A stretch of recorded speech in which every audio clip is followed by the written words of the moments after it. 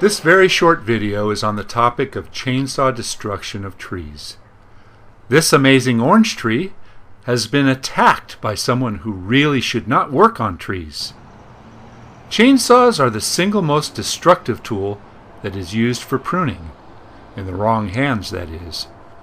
Screw up a tree with a powerful, aggressive cutting machine, and you can start the process of decline for the rest of the tree's life.